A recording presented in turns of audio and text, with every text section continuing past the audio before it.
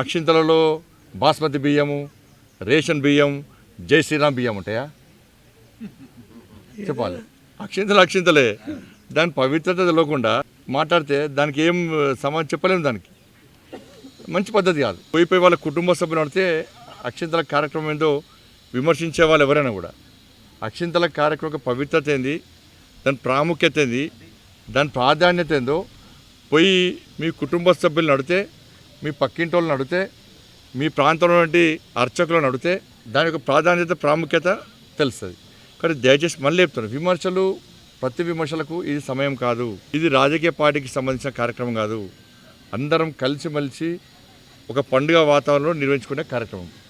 మా ప్రియతమ నేత దేశ ప్రధాని నరేంద్ర మోడీ గారు, మా జాతీయ అధ్యక్షులు జేపీ నడ్డా గారు ఇచ్చినటువంటి పిలుపు మేరకు దేశంలో ఉన్నటువంటి దేవాలయాలను శుభ్రం చేయాలి, సేవా కార్యక్రమాలు చేయాలని చెప్పి వారు ఇచ్చిన పిలుపు మేరకు నేను ఈరోజు కరీంనగర్లోని పద్మనగర్లో జరిగినటువంటి రామాలయము, శివాలయం, దేవాలయంలో శివాలయాన్ని ఈరోజు పూర్తిగా శుభ్రం చేసేటువంటి అవకాశం ఇలా నాకు రావడం నిజంగా పూర్వజన్మ సుకృతంగా భావిస్తాను.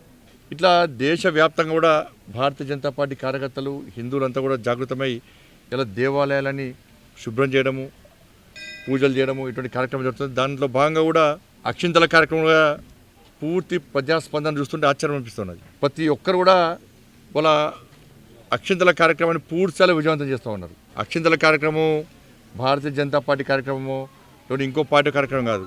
ఇందులో కాంగ్రెస్ పార్టీ కానీ, బీఆర్ఎస్ పార్టీ కానీ, దేవుని నమ్మని కమ్యూనిస్టు పార్టీ వాళ్ళు కూడా వాళ్ళ కుటుంబ సభ్యుల కోరిక మేరకు కూడా ఈ అక్షింతల కార్యక్రమంలో పాల్గొంటున్నారు. పూర్తి స్థాయిలో విజయవంతమైంది. చాలామంది కూడా 22వ తారీఖు నాడు ఉదయము స్వామివారి కార్యక్రమంలో పాల్గొనడం, హోమాలు, యజ్ఞాలు చేయడము, సాయంత్రము ప్రతి ఒక్కరు కూడా ఇంటి ముందు 5 దీపాలను వెలిగించే కార్యక్రమాన్ని కూడా చేయడానికి ప్రతి ఒక్కరు సిద్ధమై ఉన్నారు. ఇటువంటి బృహత్తర కార్యక్రమంలో, ధార్మిక కార్యక్రమంలో పాల్గొనే అవకాశం, చూసే అవకాశం ఉండడం నిజంగా ఈ దేశంలోని హిందువుల యొక్క అదృష్టంగా భావిస్తున్నాం. కాబట్టి అందరం కూడా ఈ దివ్యమైన భవ్యమైన రామ మందిర నిర్మాణంలో భాగస్వామి అవుతున్నందుకు, ఈ కార్యక్రమంలో పాల్గొంటున్నందుకు అందరూ కూడా హృదయపూర్వక ధన్యవాదాలు, అభినందనలు.